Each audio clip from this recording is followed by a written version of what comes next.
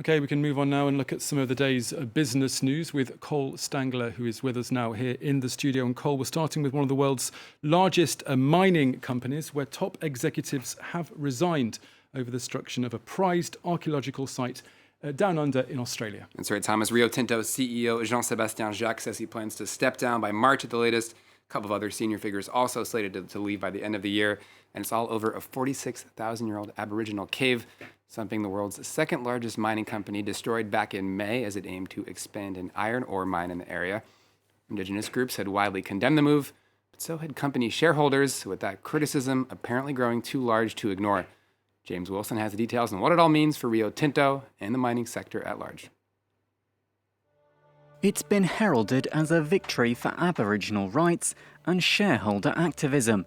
3 executives at Rio Tinto have resigned after it was revealed the mining giant blew up ancient Aboriginal rock shelters in Western Australia.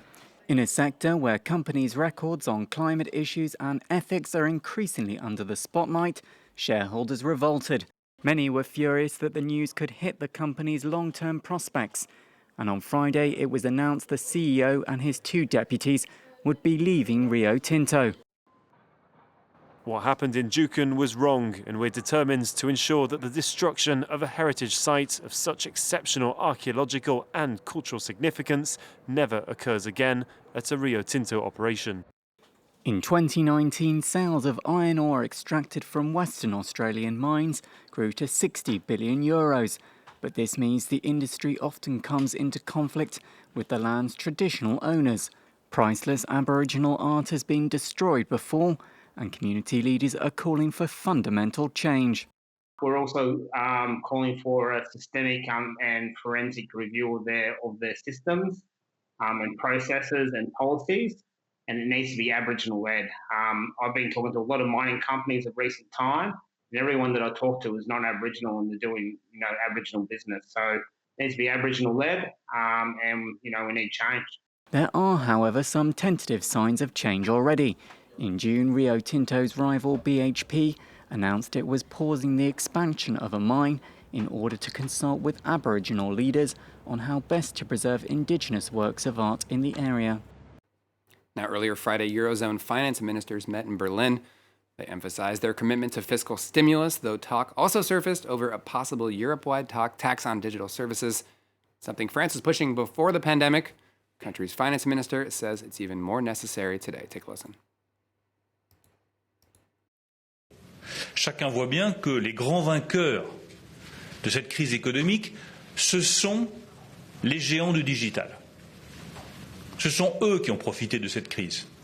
Ça doit nous amener à accélérer les travaux sur la régulation de ces géants du digital et sur la taxation de ces géants du digital. C'est probablement un des enjeux économiques les plus importants des 25 prochaines années.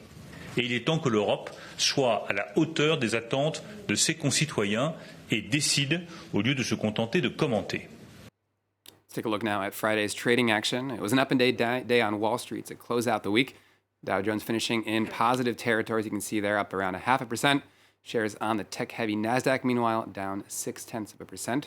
A mixed bag on the European markets as well. Shares on the FTSE and the CAC 40 here in Paris, both in positive territory, as you can see there. Slight losses, though, on the DAX over in Frankfurt.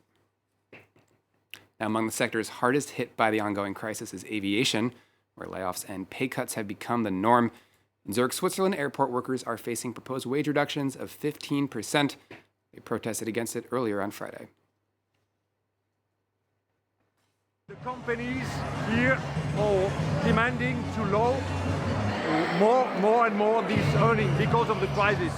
But the state has given money to the companies, and this money should be used to save jobs, to save good work conditions, and not to save dividends, and not to save benefits for the company. And finally, the company behind an oil spill off the coast of Mauritius is hoping to pay up for the damage it caused. Japanese firm Mitsui O.S.K. Line says it's donating the equivalent of 7.6 billion euros to fund environmental projects, as well as support the local fishing community. The firm's president says his company bared, quote, social responsibility for the accident, which took place in late July. began after a ship struck a coral reef, eventually leaking fuel into a protected wildlife area.